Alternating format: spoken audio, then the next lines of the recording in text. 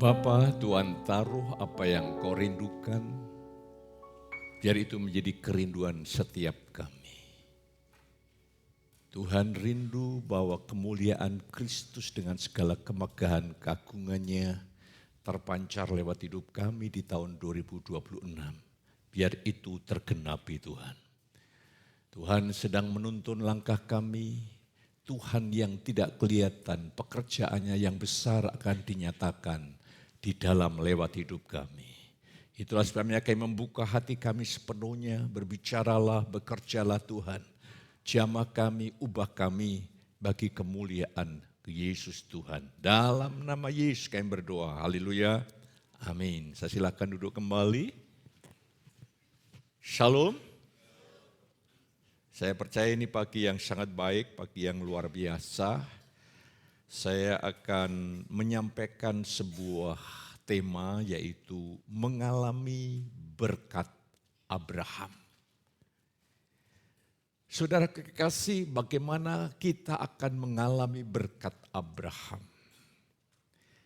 Seringkali kalau orang mendengar kata berkat hanya melihat dari satu aspek yaitu berkat yang berdimensi finansial.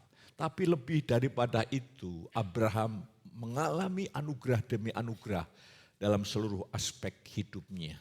Sehingga saya boleh katakan Abraham tidak kekurangan sesuatu pun yang baik. Mari hari ini kita akan buka, bacaan kita adalah Galatia 3 ayat yang ke-6 sampai yang ke-9. Kita akan melihat apa yang Allah kerjakan atas Abraham, itu juga Tuhan kerjakan atas kita. Ini perlu kita pahami, ini perlu kita mengerti. Mari kita baca Galatia 3 ayat 6 sampai 9, setelah ketemu semuanya kita baca bersama 2-3. Secara itu jugalah Abraham percaya kepada Allah. Maka Allah memperhitungkan hal itu kepadanya sebagai kebenaran. Jadi kamu lihat bahwa mereka yang hidup dari iman, mereka itulah anak-anak Abraham. Dan kitab suci yang sebelumnya mengetahui bahwa Allah membenarkan orang-orang bukan Yahudi oleh karena iman, telah terlebih dahulu memberitakan Injil kepada Abraham. Olehmu segala bangsa akan diberkati. Jadi mereka yang hidup dari iman, merekalah yang diberkati bersama-sama dengan Abraham yang beriman itu. Ini janji Tuhan. Saudara perlu memahami bahwa satu-satunya kepastian adalah janji Tuhan. Ketika dia memberikan firman-Nya, dia memberikan dirinya yang bisa dipercaya, dia memberikan janjinya, dia memberikan jaminan atas hidup kita. Jadi saudara perlu mengerti, jaminan yang kita bangun di atas dunia, di luar firman dan apa yang Tuhan janjikan, semua bisa bergeser dan mengecewakan. Tetapi ketika saudara menaruh iman kepada Tuhan, sekalipun kelihatannya mustahil, yang saya tahu Allah sanggup menggenapkan apa yang Ia janjikan. Inilah pengharapan anak-anak Tuhan itu. Saya ingin mengajak ayat 8 dan 9 berkata, sebab barang siapa menabur dalam dagingnya, ia akan menuai kebinasaan dari dagingnya. Oh, itu nanti kita akan lihat saudara kekasih. Saya ajak saudara untuk melihat satu kebenaran ya, supaya saudara bisa memahaminya. Allah dalam bacaan tadi memberitakan Injil kepada Abraham. Ini perlu kita renungkan. Allah memberitakan kabar baik kepada Abraham persis seperti Allah memberitakan Injil kepada kita. Jadi kalau sampai saudara bisa mendengar Injil, itu karena Allah sendiri yang memberitakan untuk saudara. Luar biasa saudara kasih. Isinya Injil itu adalah Kejadian 12 ayat 3 dikatakan, aku akan memberkati orang-orang yang memberkati engkau dan mengutuk orang-orang yang mengutuk engkau, dan olehmu semua kaum di muka bumi akan mendapat berkat. Itulah kabar baik. Tapi sebetulnya yang dimaksud adalah Allah ingin memberkati seluruh kaum muka bumi ini bukan kepada figur Abraham, tapi kepada keturunannya yaitu Yesus Kristus. Supaya saudara bisa memahaminya. Allah memberkati semua umat manusia bukan melalui figur Abraham tetapi melalui keturunannya. Yaitu Yesus. Galatia 3:16. Adapun kepada Abraham diucapkan segala janji itu dan kepada keturunannya. Tidak dikatakan kepada keturunan-keturunannya. Seolah-olah dimaksud banyak orang tetapi hanya satu orang dan kepada keturunanmu yaitu Yesus. Inilah Injil. Inilah berita Injil. Berita yang telah mengubah sejarah hidup Abraham, merombak hidup Abraham, sampai Allah menggenapi janjinya. Kejadian 15 Allah berkata, karena kamu ini percaya aku membenarkan kamu dan kamu akan menjadi bapa segala bangsa. Baru pasal yang ke-17.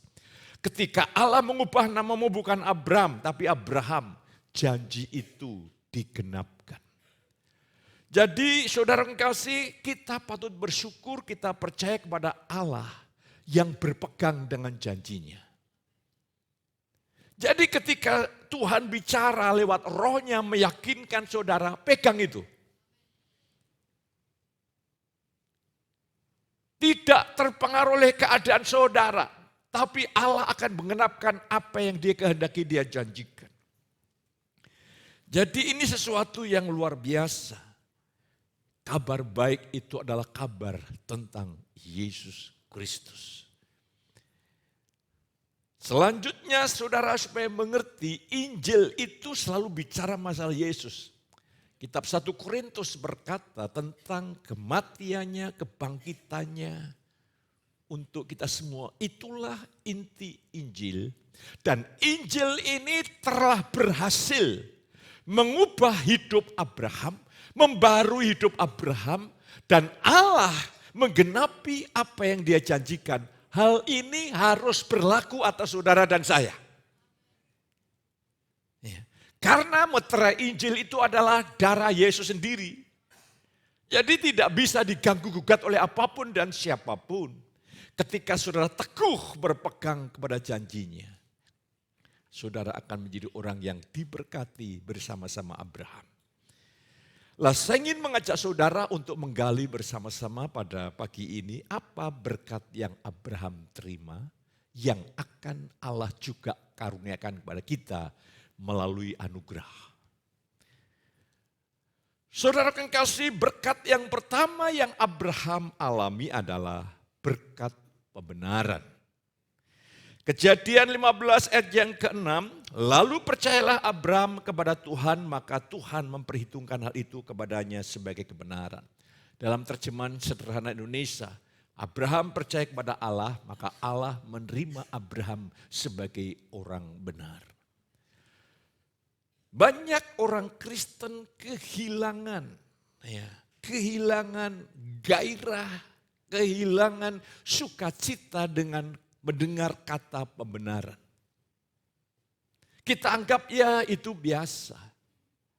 Ketika mata rohani saudara dibukakan oleh roh dan firman-Nya, pembenaran itu dahsyat karena di balik pembenaran itulah karya Kristus total mati atas kayu salib menebus saudara dan saya. Itu begitu dahsyat, begitu ajaib.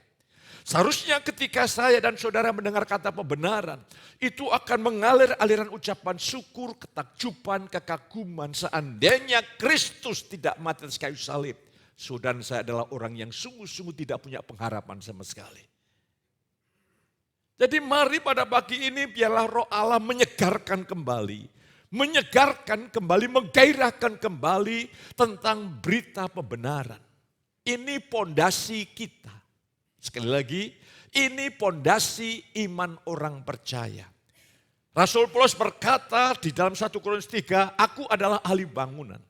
Tidak boleh orang meletakkan dasar yang lain kecuali Yesus.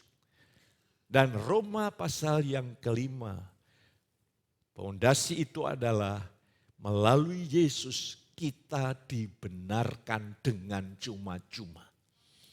Saudara dibenarkan di hadapan Allah bukan karena perilaku saudara, tapi itu anugerah semata-mata karena karya Yesus di atas kayu salib. Ini harusnya menjadikan rasa limpah, rasa syukur, rasa takjub, tapi ini fondasi. Kalau kita hanya memahami pondasi, mengerti pondasi dan kita mengajar tentang pondasi, bangunan di atasnya tidak nampak. Kehidupan Yesus tidak akan terekspresi. Padahal tahun 2026 ini adalah tahun di mana saudara dan saya secara nyata, sederhana hidup menyatakan Yesus. Mari hari ini berkat luar biasa yang Abraham terima adalah pembenaran.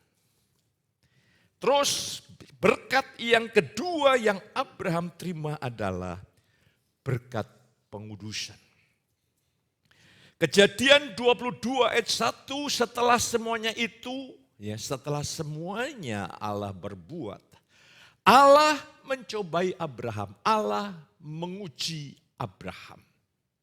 Ia berfirman kepadanya Abraham, lalu saut ya Tuhan, dan menguji di mana letak hati Abraham. Saudaraku, ini ujian. Jadi Abraham diuji, Yesus diuji, para rasul diuji, saudara dan saya diuji. Di mana letak, bayangkan Abraham itu menanti kehadiran Ishak itu 25 tahun kira-kira. Bukan waktu yang pendek. Itu sesuatu yang dirindukan, diharapkan. Lahirlah Ishak. Setelah mulai dewasa, betapa menyenangkan seorang anak yang dari sejak kecil bisa ngobrol, bisa bicara yang lucu-lucu, sangat menyenangkan. Setelah bertumbuh remaja, bertumbuh lagi, Tuhan berkata, persembahkan anakmu.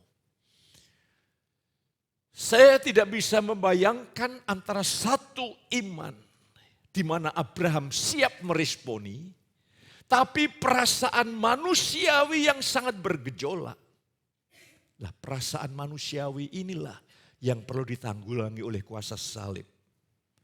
Tuhan berkata, kalau engkau mengasihi bapak, ibumu, anakmu, laki-laki, perempuan lebih daripadaku, engkau tidak layak mengikut aku. Kadang-kadang kasih manusiawi ini yang perlu kita bawa kepada salib. Abraham mengalami proses yang luar biasa, ujian iman. Apakah Abraham ingin menyenangkan Tuhan? Apakah Abraham ingin menyenangkan dirinya sendiri? Disinilah ujian itu mulai tiba. Tidak mudah, tapi ini keberhasilan Tuhan yang luar biasa. Setelah Abraham menerima anugerah pembenaran, ia mengalami ujian iman. Yakobus menolong kita, Yakobus 1 ayat 2. Anggaplah sebagai satu kebahagiaan apabila kamu jatuh ke dalam berbagai-bagai pencobaan. Karena ujian imanmu. Karena iman itu perlu diuji. Apakah ini iman dari segenap batin kita ataukah hanya sekedar persetujuan intelektual diuji oleh Tuhan. Dan caranya Tuhan menguji seringkali bukan dengan perkara-perkara besar. Perkara sehari-hari yang sedang terjadi dalam hidupmu. Itu bagian dari ujian Tuhan. Karena apa? Karena inilah Tuhan sedang melakukan proses pengudusan. Yaitu Allah bekerja untuk mendewasakan Abraham, umat-umat Tuhan, untuk membuat imannya kokoh, imannya teruji, imannya diterapkan dalam hidupnya. Saudara kasih, saya ajak saudara untuk melihat. Iman Abraham itu luar biasa, saudara kekasih. Iman Abraham itu ajaib, dilatih Tuhan. Jadi peristiwa sehari-hari adalah bagian dari pelatihan ujian iman. Satu analogi yang sederhana, kalau saudara kelas 3 SD, harusnya 1 tahun selesai masuk kelas 4. Tapi karena tidak, ujiannya tidak lulus, nilainya tidak sesuai. Lucu kalau di kelas 3 SD itu sampai 3 tahun. Kalau masalah saudara di area-area yang sama saja, waduh, ini betul-betul memprihatinkan saudara. Ya. Keprihatinan hamba Tuhan itu bukan, Paulus itu keprihatinannya bukan begini. Duh, kamu tidak punya rumah ya, aduh kasihan deh. Oh, tidak. Keprihatinan Paulus adalah, aku menderita sakit bersalin, supaya Kristus nyata lewat hidupmu kepada jemaat yang ada di Galatia. Mari saya ingin ajak saudara hari ini untuk melihat ujian, pengudusan atau pendewasaan. Jadi setelah saudara mengalami proses pembenaran dan itu sekali jadi. Begitu saudara menaruh iman percaya kepada Tuhan, kau menerima pengorbanan penebusan Yesus, di hadapan Allah engkau orang benar. Setelah posisimu orang benar karena anugerah Tuhan, selanjutnya Tuhan mulai memperlakukan saudara sebagaimana Allah perlakukan pada Abraham, yaitu proses pengudusan. Dan ini berlaku seumur hidup. Nanti saya ingin jelaskan apa pemahaman praktis tentang proses pengudusan itu. Yaitu Roh Allah bekerja. Sekali lagi, Roh Allah bekerja memampukan saudara. Sehingga saudara nanti dapat menyerahkan anggota-anggota tubuhmu menjadi senjata-senjata kebenaran. Itulah proses pengudusan.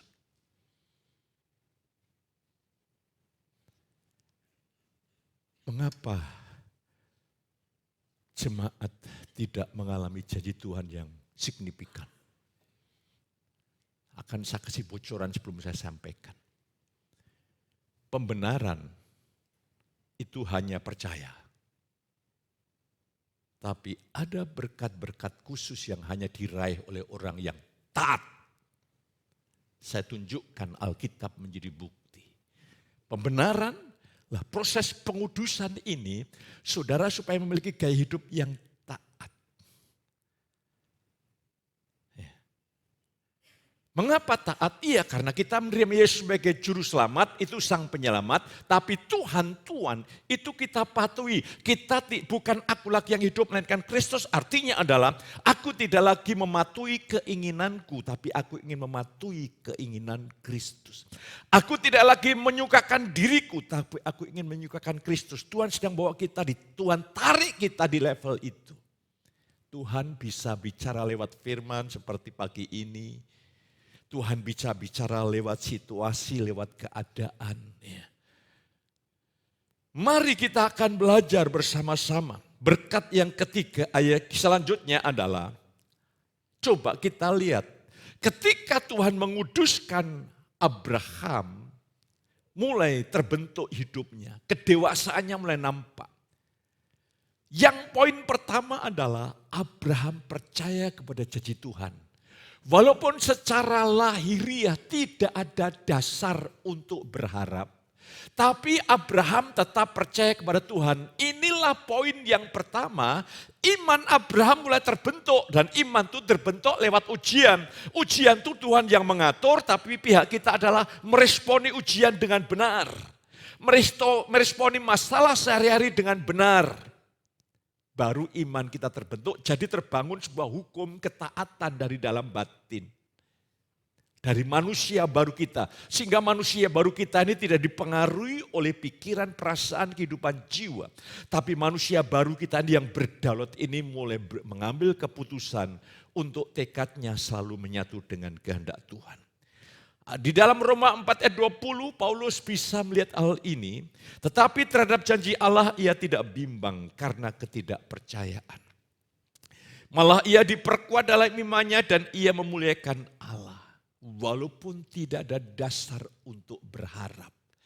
Tapi Abraham tetap percaya dan memuliakan Allah. Itu tanda iman itu sederhana. Memuliakan Allah, bersyukur di hadapan Allah, suka memuji Tuhan. Itu tanda iman yang sederhana, yang nyata dalam hidup kita. Jadi kalau Allah memperlakukan Abraham seperti itu, Allah memperlakukan saudara saya. Mengapa perjanjian lama itu gambaran yang mudah? Karena Allah memperlakukan Abraham itu secara fisik, lahiriah, yang bisa dilihat, tapi di dalam kita ada prinsip-prinsip teologis, ada prinsip-prinsip iman yang dapat kita pelajari di dalamnya. Yang kedua, iman Abraham sudah terbangun. Ia bersedia mempersembahkan Ishak. Ini orang yang diberkati dalam segala perkara, tapi hatinya tidak terpikat dengan berkat yang ada. Hatinya tetap tertuju kepada Tuhan. Inilah kehendak Tuhan bagi saudara. Ketika saudara diberkati dalam segala perkara dan hatimu selalu mengarah kepada Tuhan, kekayaan tidak akan merubah gaya hidup saudara. Di sini saya melihat ketika Abraham mulai meletakkan Ishak anaknya, dia ambil pisau yang tajam. Begitu dia angkat pisau, malaikat berkata, "Stop, aku tahu hatimu." Ini hebatnya. Ketika Tuhan minta kepada saudara, engkau menyerahkan kepada Tuhan karena taat, engkau tidak akan kehilangan apapun. Tapi kalau engkau takut kehilangan nyawa, engkau akan kehilangan banyak perkara. Ini sebetulnya strategi ilahi. Iblis aja yang mencoba mengikat kita dengan segala macam ikatan. Kalau bahasa Londonya itu owal gitu loh. Malah saudara kehilangan. Mari saya ingin ajak saudara sekalian. Abraham taat, luar biasa. Yang ketiga, jadi berkat itu berkat pembenaran, berkat pengudusan, ini berkat. Jangan bilang ini adalah masalah. Makanya Yakobus berkata, anggaplah sebagai suatu kebahagiaan. Ini bukan masalah, ini berkat, ini anugerah. Saudara dan saya, kedagingan kita sukanya yang instan, sukanya berkat, sukanya yang bersifat sementara. Tapi Tuhan lebih tertarik pendewasaan rohani.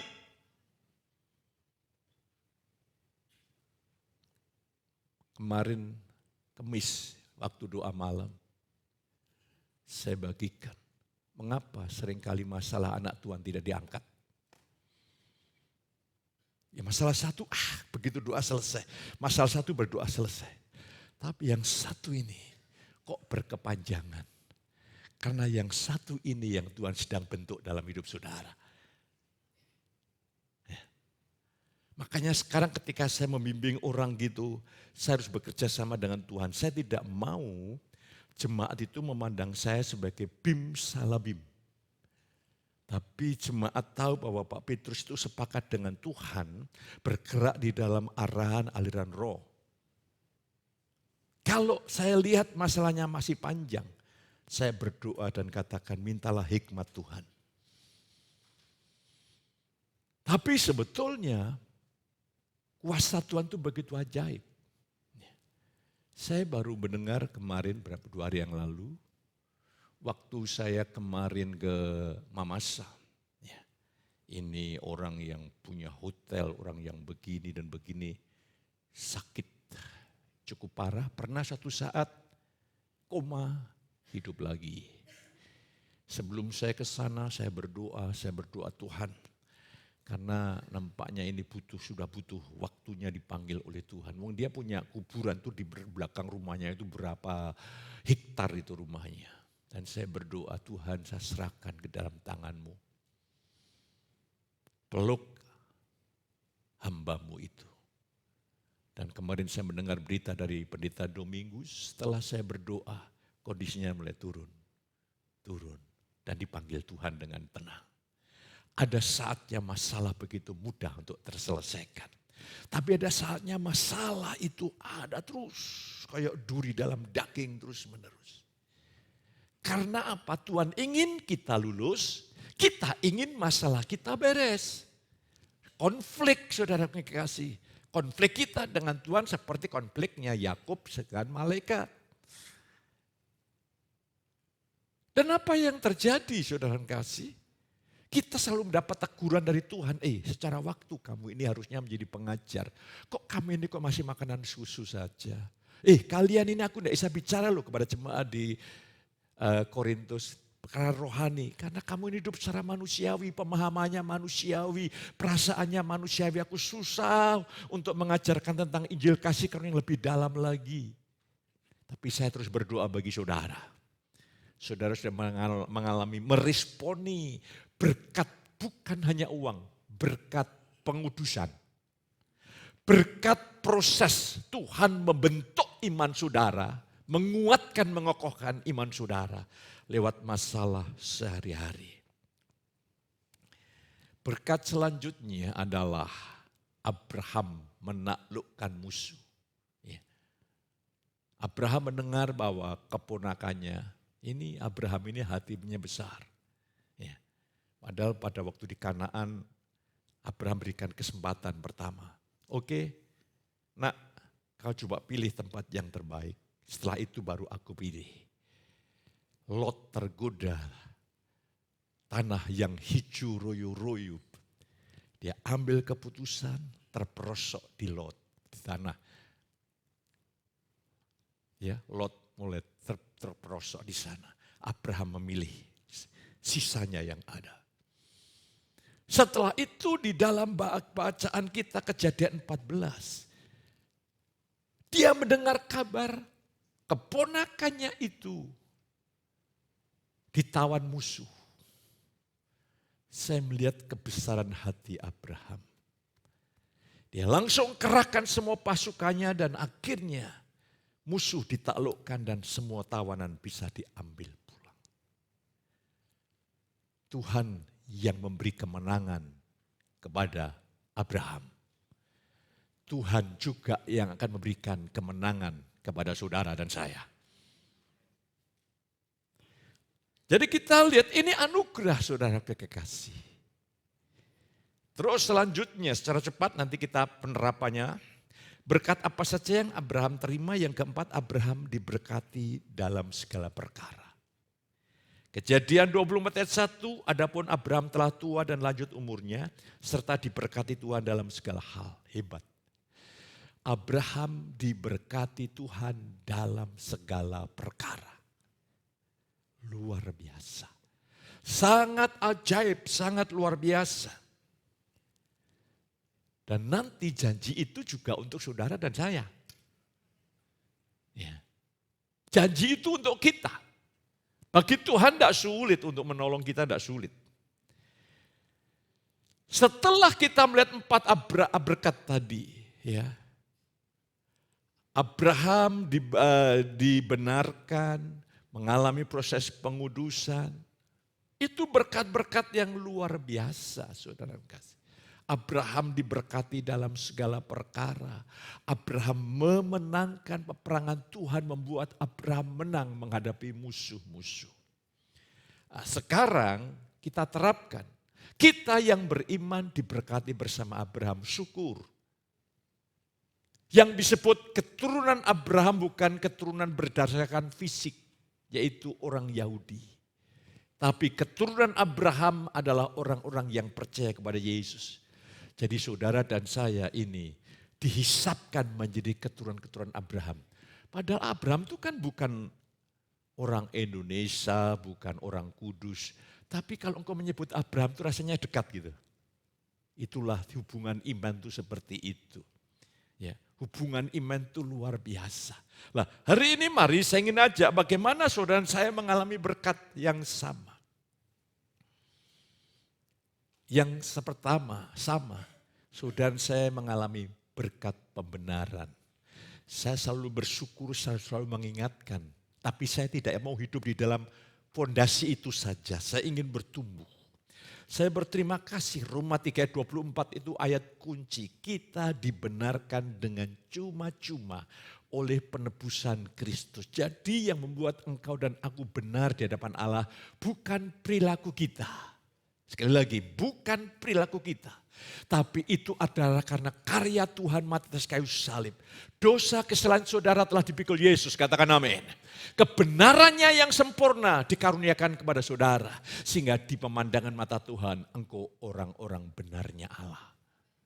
Kalau saudara melihat kebenaran ini, kekristenan ini sebetulnya penuh rahmat, penuh anugerah yang luar biasa.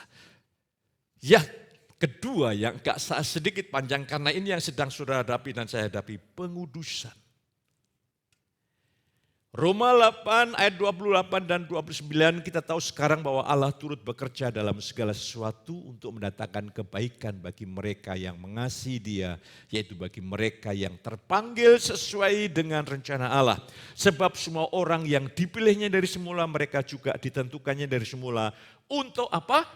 Menjadi serupa dengan gambaran anaknya supaya anaknya itu menjadi yang sulung di antara banyak saudara. Jadi kalau saya melihat kata firman yang disampaikan oleh Paulus ini, proses pengudusan adalah Roh Allah lewat firman, lewat situasi, lewat apapun bekerja hanya satu. Membentuk di dalam saudara adalah sikap Kristus, cara berpikir Kristus, karakter Kristus.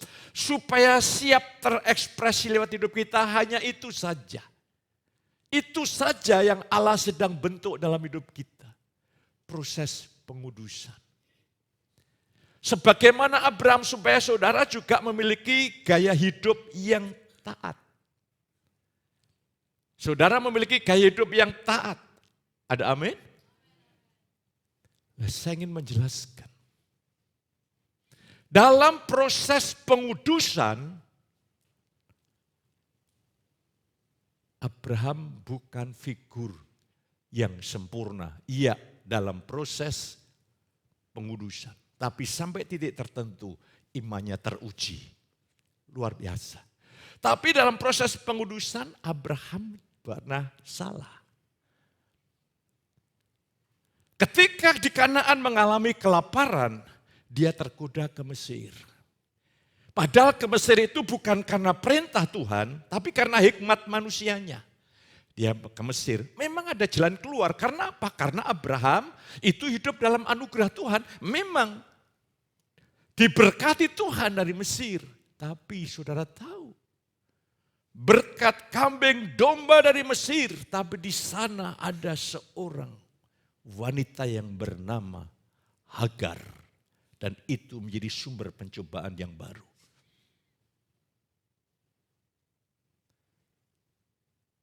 Hanya gara-gara Hagar, seandainya Tuhan memang izinkan. Mengapa Tuhan tidak kasih hikmat? Supaya Fir'aun ngasih budak laki-laki saja.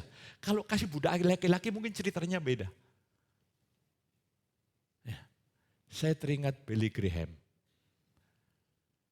Dia penginjil yang tidak ada gosip sama sekali. Dia tidak ingin timnya itu laki-laki perempuan ke lapangan terbang bersama. Dia tegas, padahal dia hidup di Amerika.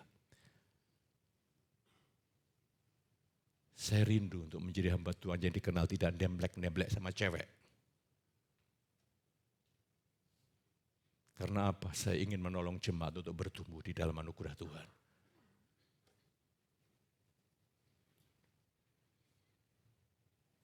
Karena saya sedang mengalami proses pengudusan, saudara sedang mengalami proses pengudusan. Di dalam perjalanan saudara, ketidaktaatan saudara itu mengandung konsekuensi yang hebat. Apalagi kalau saudara tidak bertobat. Contoh, Tuhan menganugerahkan Saul, Raja Israel yang pertama. Itu anugerah. Tuhan berkata, Saul, kalahkan Amalek, tumpas seluruh orang-orang Amalek dan seluruh binatang. Saul tidak taat sepenuhnya. Binatang-binatang yang baik-baik dikumpulkan. Ini pikirannya rohani, tapi ini daging. Tidak bisa daging dan rohani dicampur. Supaya nanti bisa dipersembahkan untuk Tuhan. Dan semua rakyat ditumpas, hanya satu Raja Agag tidak ditumpas. Dan Saul sampai mati tidak bertobat. Risikonya besar banget saudara. Risikonya besar sekali. Kalau saudara keliru, kau bertobat, ada anugerah. Tapi kalau engkau tidak bertobat, ada konsekuensi besar. Dan Agag tidak ditumpas. Akhirnya sudah tahu, keturunan Raja Agag bernama siapa? Yang mau genosida umat Israel? Hanoman. Itu kan wayang saudaraku. Haman itu keturunan dari Agag, Raja Agag. Dia menjadi orang penting. Dan dari Agag ini, dari Haman ini karena tersinggung, Mordekai tidak mau menyembah kepadanya. Dia sakit hati, luka hati. Sebetulnya sakit hati ini dibawa karena baik Haman, baik Agag itu orang Amalek, itu ternyata keturunan Esau. Dia pasti punya dendam luka hati dengan Yakub. Makanya Amalek itu musuh Israel. Ketika bangsa Israel keluar dari perbudakan Mesir dan dia ingin masuk Kanaan, yang menghalangi, yang memusuhi pertama adalah bangsa Amalek. Bagaimana Musa mengalahkannya? Musa berkata, Yosua perang, aku akan berdoa mengangkat tongkat. Ketika Musa mengangkat tongkat ini berdoa dan penyerahan, bangsa Israel menang. Begitu capek dan tidak lagi mengangkat tongkatnya, bangsa Amalek yang menang. Hari ini, jaga kehidupan doa saudara. Kalau tidak, musuh dari dalam kedagingan kita akan bangkit. Kita akan takluk dan tunduk, saudara mengasihi. Lah, hari ini, akibatnya dari Haman, dia melakukan genosida. Dia ingin tumpas seluruh keturunan Israel di negeri Persia. Bayangkan, ini mengerikan. Udah pengumuman sudah disebarkan, tapi Tuhan tuh punya alat. Di sana ada Esther. Barangkali engkau jadi Esther, saudara. Jadi ketika Tuhan menyelamatkan seseorang itu punya tujuan adalah karya keselamatan. Ketika Tuhan menyelamatkan, Tuhan membangkitkan Yusuf, dia dipanggil untuk memelihara umat Israel, Yakub dan segala keturunannya. Karena Yesus lahir dari Israel. Waktu itu Israel, Yerusalem mengalami kelaparan dan mereka diusung diberikan tempat yang terbaik. Lah, kita melihat di sini saudaraku, setiap kita dipanggil Tuhan, dibentuk Tuhan, misinya adalah kita ada dipakai untuk misi penyelamatan. Saya ingin mengajak saudara, peperangan itu sungguh-sungguh terjadi. Musuh itu tidak di luar, musuh itu ada di dalam. Tapi sebetulnya itu sudah disalibkan. Tapi iblis bisa bekerja sedemikian rupa membangkitkan aku kita. Kalau kita hidup dengan aku kita, udah deh, aku kita ini daging terjual di bawah kuasa dosa, otomatis dosa berkembang. Otomatis. Makanya kebergantungan dengan Tuhan itu mutlak. Saya kasih tahu, kebergantungan kepada Tuhan itu mutlak. Setiap kedagingan yang tidak kita atasi di dalam anugerah Tuhan, itu dampaknya berkepanjangan. Itu dampaknya berkepanjangan. Saya berdoa, dalam proses pengudusan ini, supaya saudara mengerti apa sih tujuan proses pengudusan, saya ingin mengajak saudara untuk menjelaskan ya, siapkan beberapa ayat untuk saya bagikan kepada saudara. Pengudusan, bagaimana Tuhan ingin lewat pengudusan itu menghasilkan orang-orang yang luar biasa. Coba tolong bukakan 1 Tesalonika 4 ayat 3 dan 7. Ini kepada jemaat di Tesalonika, Paulus menjelaskan arti dan buah pengudusan. Iya, 1 Tesalonika 4 ayat 3 dan yang ke-7. Iya, sudah. Iya, karena inilah kehendak Allah, pengudusanmu yaitu supaya kamu apa? Menjauhi percabulan. Terus ayat yang ke-7, ya makasih. Allah memanggil kita bukan untuk melakukan apa yang cemar, melainkan apa yang kudus. Kekudusan itu menghasilkan hidup yang bebas dari pencemaran dosa-dosa yang lahiriah. Kolose 3 ayat yang 5, 6, 7 mengatakan, jauhi itu percabulan, kenajisan, hawa nafsu, nafsu yang jahat, keserakahan, marah, geram, fitnah, kata-kata kotor. Itu bukan bagian hidup kita. Kita harus bersih dari dalam batin kita. Yang hebat, Tuhan sanggup melakukannya. Jadi hari ini pengudusan itu Tuhan memanggil saudara untuk melakukan apa yang kudus. Bukan apa yang cemar.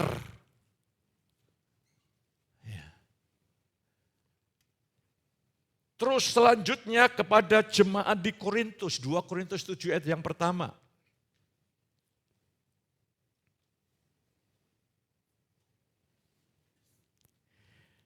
Iya, saudara-saudaraku yang kekasih, karena kita sekarang memiliki janji-janji itu, marilah kita menyucikan diri kita dari semua pencemaran jasmani dan rohani, dan dengan demikian menyempurnakan kekudusan kita dalam takut, hormat, kasih kepada Allah.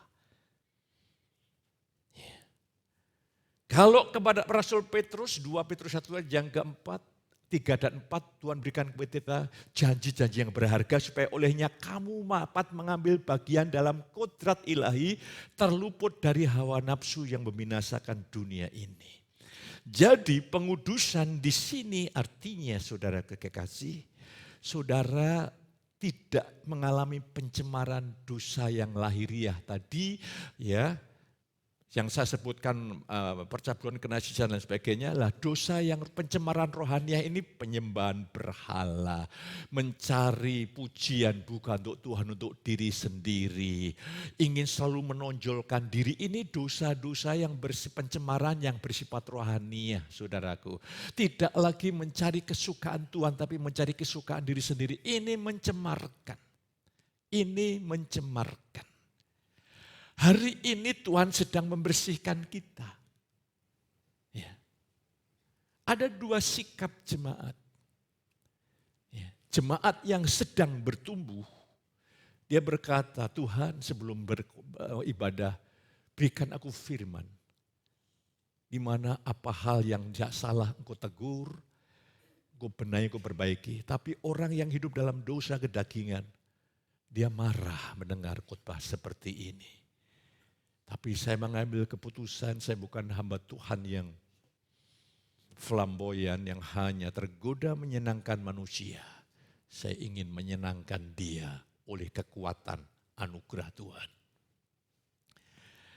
Sungguh saya ngajak saudara untuk melihat kembali Roma 6 ayat 19 kepada jemaat di Roma, apa arti pengudusan. Iya, Roma 6 ayat 19 berkata seperti ini. Aku mengatakan hal ini secara manusia karena kelemahan kamu. Sebab sama seperti kamu telah menyerahkan anggota-anggota tubuh menjadi hamba kecemaran dan keturhakaan yang membawa kamu kepada keturhakaan. Demikian hal kamu sekarang harus menyerahkan anggota-anggota tubuhmu menjadi hamba kebenaran yang membawa kamu kepada pengudusan. Ini penting. Jadi Tuhan di tahun 2026 ini kita harus menanggalkan yang duniawi, menanggalkan yang manusiawi, dan saudara saya mengekspresikan kebajikan, sikap dan karakter Kristus.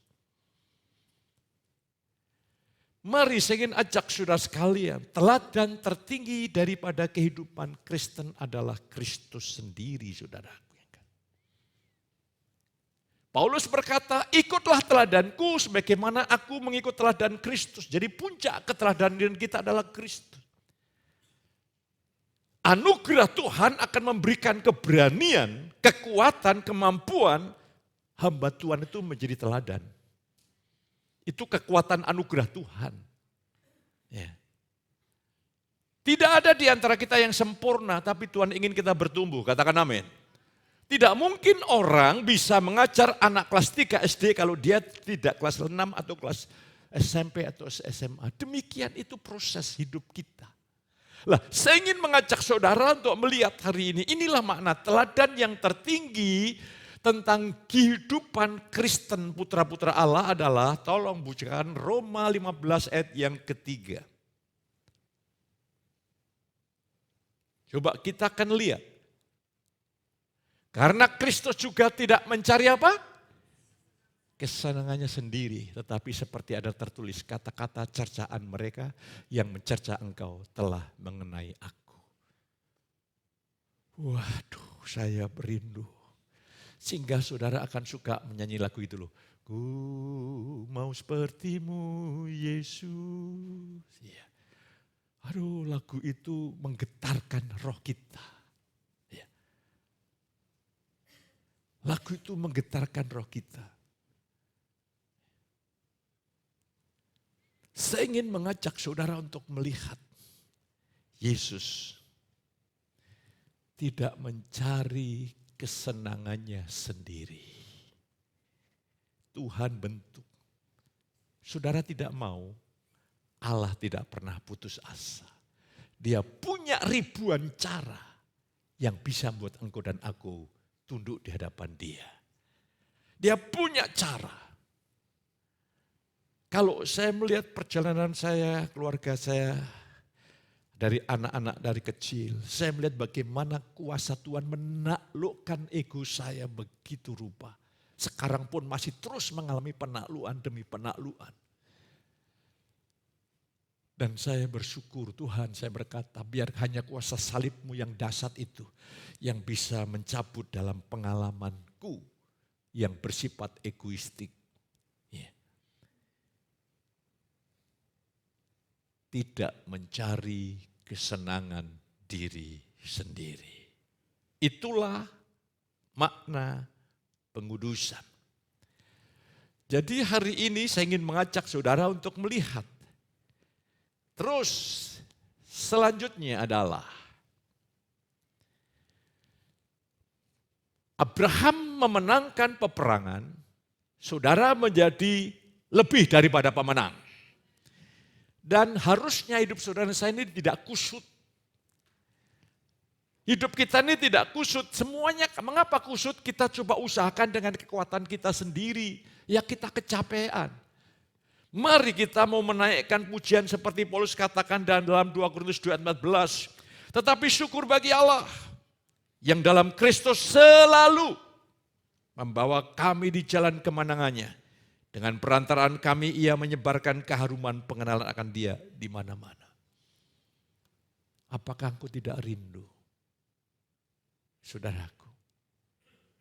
Kalau ini saya baca karena saya tidak mengalami. Kalau orang minum minuman yang berharga mahal yang bersifat alkoholik.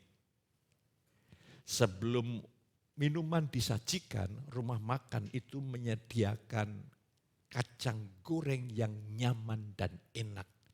Tujuannya adalah supaya ketika orang makan kacang itu jadi haus. Akhirnya dapat membeli. Ini pedagang ini punya bisnis trik luar biasa. Kacang harganya berapa dibanding dengan minuman keras.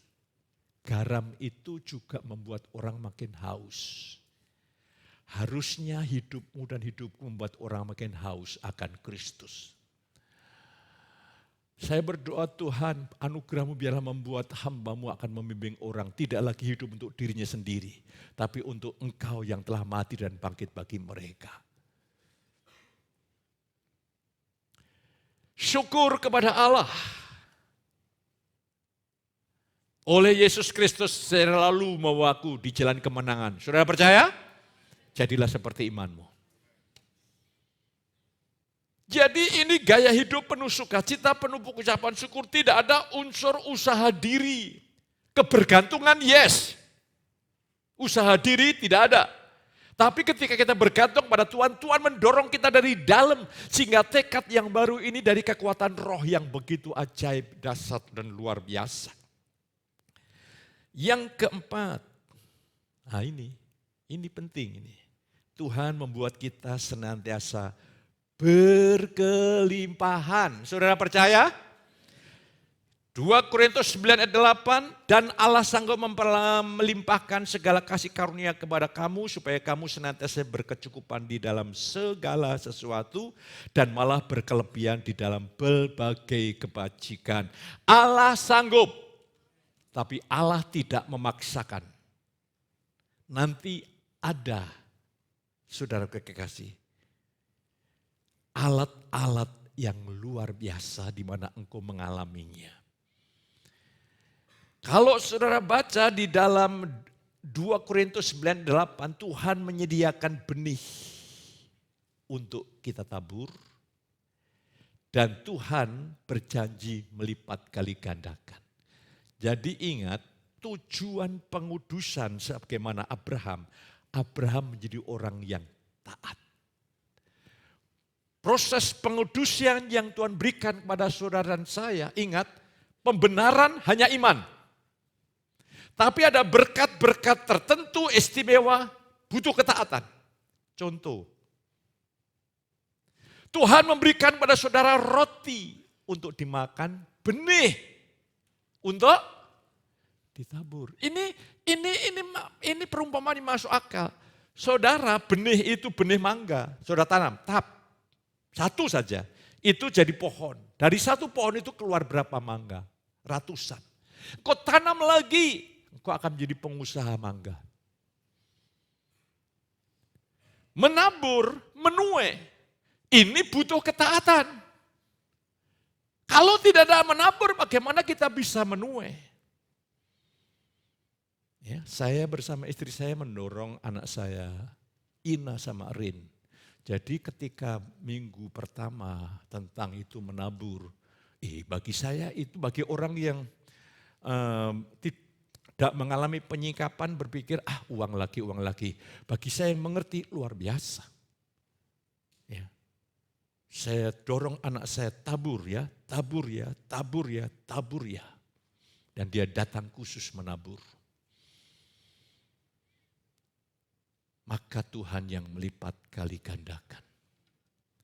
Saudara tahu, menaburnya bulan Januari, sekarang udah menuai berlipat kali gandaan. Dia tidak pernah ingin sedikit pun merencanakan bangun rumahnya. Tapi karena dia menabur, Februari rumahnya dibuat tingkat berapa kamar begitu. Allah itu hidup. Seringkali kita meresponi hanya bicara masalah, kalau saya memberikan persembahan, uang saya akan berkurang. Kita tidak melihat dari sudut kacamata Tuhan yang luar biasa. Ya. Hari Rebu nanti istri saya akan ketemu sama tukangnya yang untuk borong. Inilah caranya Tuhan itu begitu ajaib. Ini ketaatan. Ya. Tujuan pengudusan itu saudara memiliki gaya hidup taat. Ini penting saudara kekasih. Saya ingin mengajak, iman dan ketaatan itu dua hal yang tidak bisa dipisahkan. Dalam proses pembenaran, iman lebih kuat. Karena itu kan percaya awal kekristenan. Iman itu sangat dihargai. Tapi dalam proses pengudusan, iman itu akan menghasilkan ketaatan. Bagaimana Tuhan akan bekerja sedemikian rupa? Iman dan ketaatan. Berkat pembenaran hanya melalui percaya. Tetapi ada berkat-berkat istimewa yang kita alami melalui ketaatan. Saudara kekasih, tidak pernah hamba-hamba Tuhan, anak-anak Tuhan dipakai Tuhan secara istimewa dan luar biasa. Kalau tidak hidup dalam ketaatan. 2 Timotius 2 ayat 21, jika seorang menyucikan dirinya dari hal-hal yang jahat, ia akan menjadi perabot rumah untuk maksud yang mulia. Ia dikuduskan, dipandang layak untuk dipakai tuannya, dan disediakan untuk setiap pekerjaan yang mulia. Saya melihat tokoh-tokoh hamba-hamba Tuhan yang mulai mengubah sejarah sebuah benua, sebuah negara, sebuah kegerakan, sebuah zaman. Itu adalah orang-orang yang menyerahkan hidupnya bagi Tuhan. Bahkan ada satu hamba Tuhan yang dipakai luar biasa, saya namanya lupa, dia berkata, Tuhan, aku lebih baik mati daripada tidak taat. Sebuah tekad yang Allah bangun lewat kuasa rohnya, melahirkan sebuah kekuatan yang luar biasa. Kalau tidak hati-hati, kasih karunia itu membuat kita ini menjadi orang Kristen yang manja. Ya berdosa nanti diampuni lagi, berdosa diampuni lagi. Ingat, proses pengudusan membuat engkau memiliki kehidupan taat.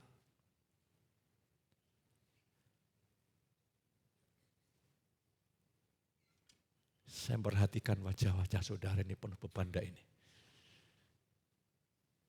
Taat.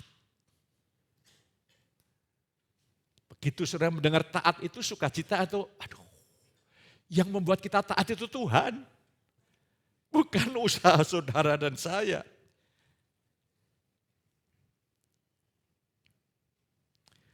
Yang kedua, banyak berkat saudara kasih.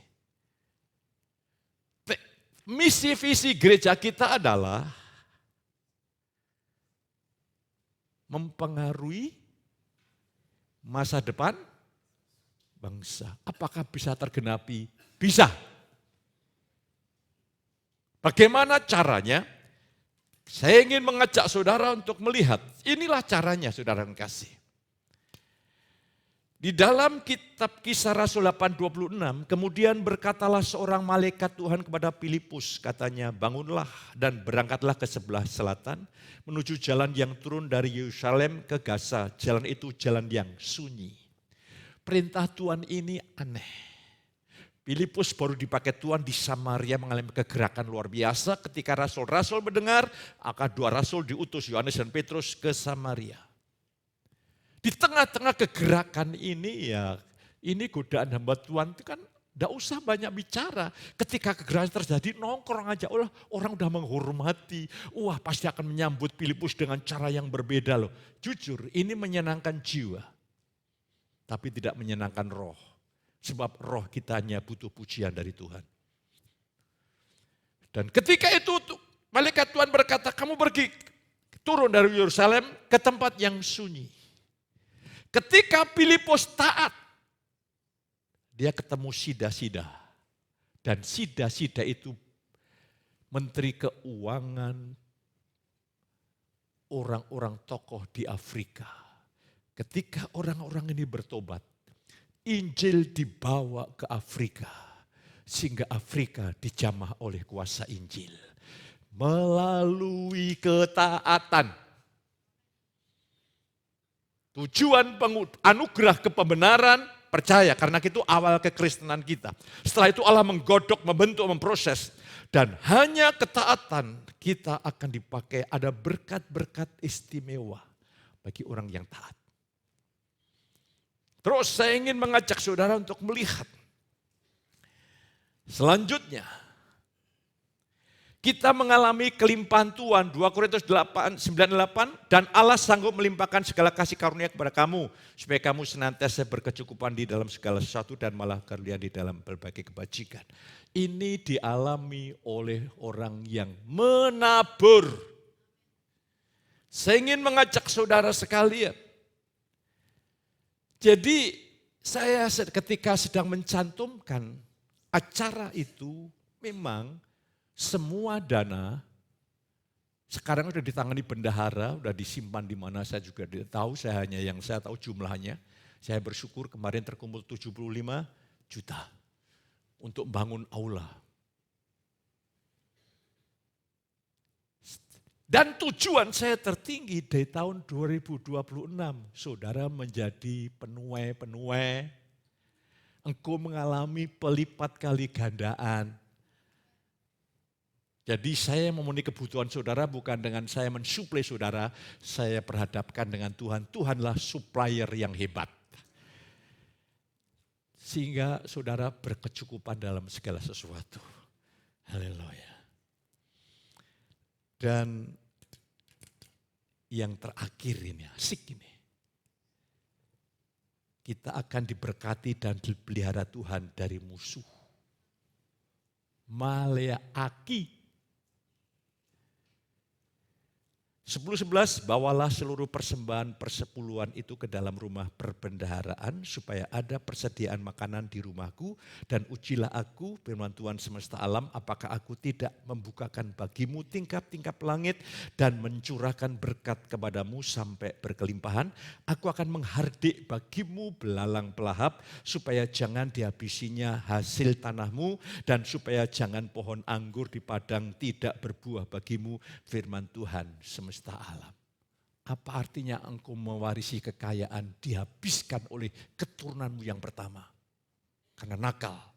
Tapi kalau engkau setia, keturunanmu yang pertama akan dipelihara Tuhan. Dan apa yang engkau sediakan bisa dari keturunan ke keturunan ke keturunan. Dan warisan yang terhebat yang dapat kau berikan adalah warisan iman takut akan Tuhan. Di sini saudaraku, banyak orang Kristen salah paham. Dia pikir memberi perpuluhan itu adalah saya dapat 100 juta, 10 juta perpuluhan. Seharusnya berikan pada perbendaharaan di gereja di mana sudah diberkati. Lah banyak orang udah mengeluarkan perpuluhan tapi diberikan menurut selera. Ini kan pemberontakan ini. Ini tidak lurus. Ingat, Saul tidak taat sepenuhnya. Dan Tuhan berjanji akan membuka tingkap-tingkap langit. Yang kedua, akan menghardik musuh. Itu hanya diberikan pada orang yang taat. Dan ketika sudah taat perpuluhan, kau akan dimerdekakan dari roh mamon. Penyembahan mamon. Saya pun membayar. Istri saya itu ketat kalau dengan perpuluhan. Saya ingin mengajak, saya ingin memenuhi kebutuhan saudara dengan cara Tuhan. Kalau cara manusia mah habis. Cara Tuhan. Tuhan berjanji apa? Aku akan membuat langit tingkap-tingkap sampai terbuka. Wah, sehingga engkau tidak dilalap oleh belalang pelahap. Banyak orang duitnya banyak tapi habisnya cepat, bingung tidak tahu kemana ini ya. Kemana? Terus dia sama sharing diskusi sama istrinya. Mah, lah uang kita kemana? Istrinya juga begitu. Aku juga bingung. Jadi di rumah itu isinya 2 orang sama-sama. Kok tahu juga jawabannya saudara? Kemana ya? Tapi hari ini ternyata itu namanya belalang pelahap.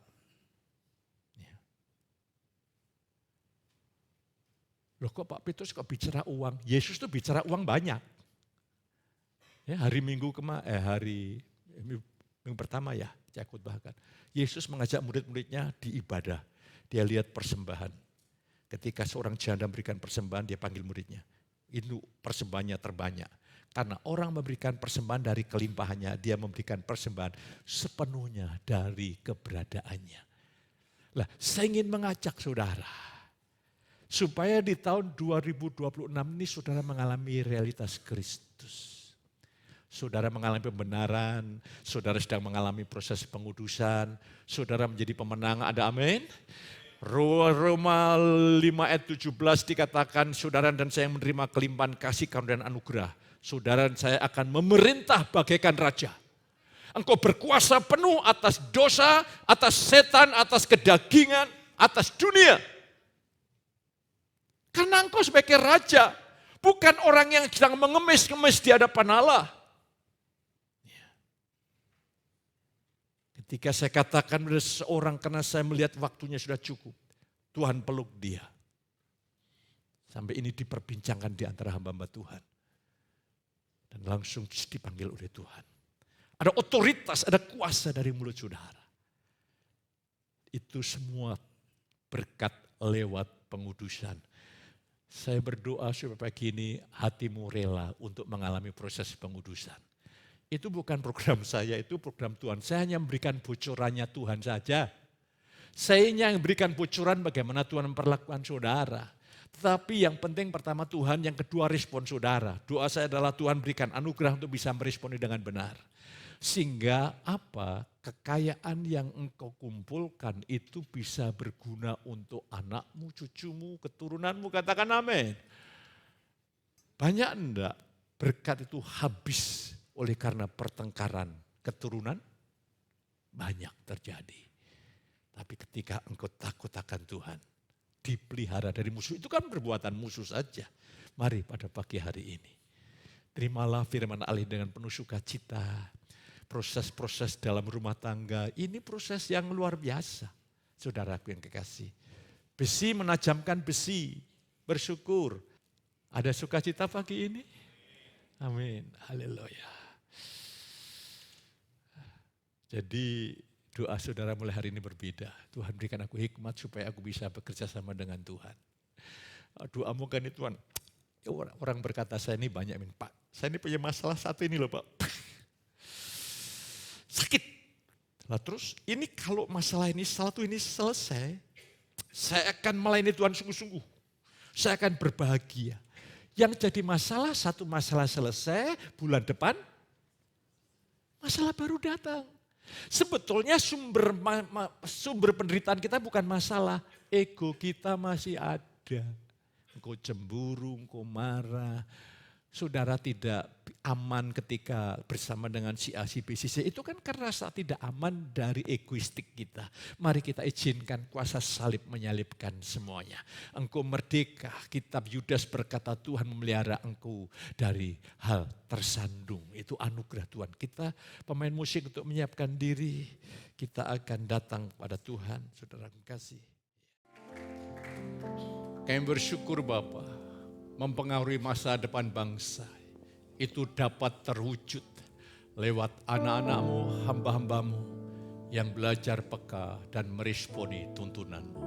Kami percaya anugerahmu di tahun 2026 ini berlimpah-limpah atas seluruh jemaatmu, sehingga seluruh jemaatmu akan memiliki gaya hidup ilahi, gaya hidup surgawi. Angkat tangan saudara, pulanglah pagi hari ini menjadi orang-orang yang diberkati oleh Tuhan dan siap menjadi berkat bagi orang lain.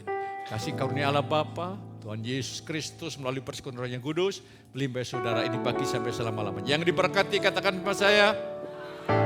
Ku mau selalu